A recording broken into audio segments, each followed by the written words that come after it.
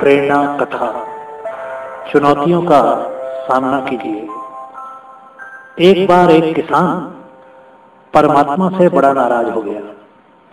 कभी बाढ़ आ जाए, कभी सूखा पड़ जाए, कभी धूप बहुत तेज हो जाए, तो कभी ओले पड़ जाए।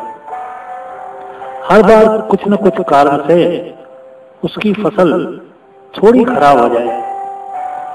एक दिन बड़ा तंग आकर उसने परमात्मा से कहा, देखिए प्रभु, आप परमात्मा हैं, लेकिन लगता है आपको खेती बाड़ी की ज्यादा जानकारी नहीं है।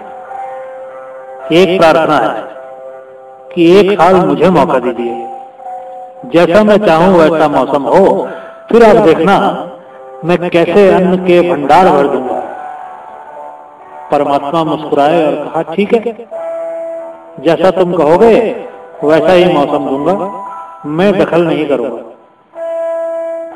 किसान ने गेहूं की फसल बोई। जब धूप चाहिए तब धूप मिली, जब पानी तब पानी। तेज धूप, ओले, बाढ़, आंधी तो उसने आने ही नहीं दी।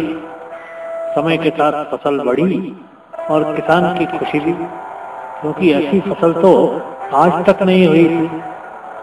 किसान ने मन ही मन सोचा, अब पता चलेगा परमात्मा को कि फसल कैसे करते हैं। बेकार ही इतने बरस हम किसानों को परेशान करते रहे। फसल काटने का समय भी आया।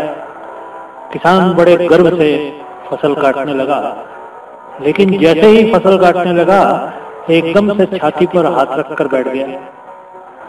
गेहूं की एक भी बाली के अंदर गेहूं नहीं था। सारी बालियां अंदर से खाली थी। वह बड़ा दुखी होकर उसने परमात्मा से कहा, प्रभु ये क्या हुआ? तब परमात्मा बोले, ये तो होना ही था। तुमने पौधों को संघर्ष का जरा भी मौका नहीं दिया।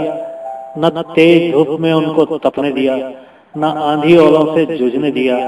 उनको किसी प्रकार की चुनौती का एहसास जरा भी नहीं होने दिया। इसलिए सब पौधे खोखले रह गए। जब आंधी आती है, तेज बारिश होती है, ओले गिरते हैं, तब पौधा अपने बल से ही खड़ा रहता है।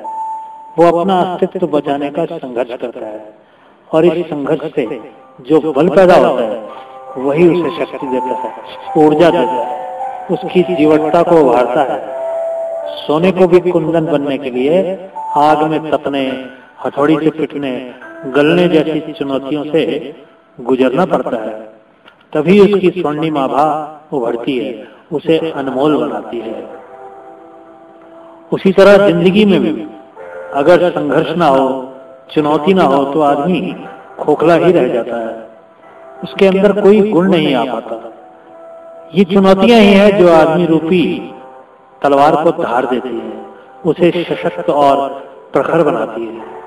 अगर प्रतिभाशाली बनना है तो चुनौतियां तो स्वीकार करनी ही पड़ेंगी, अन्यथा हम खोखले ही रह जाएंगे।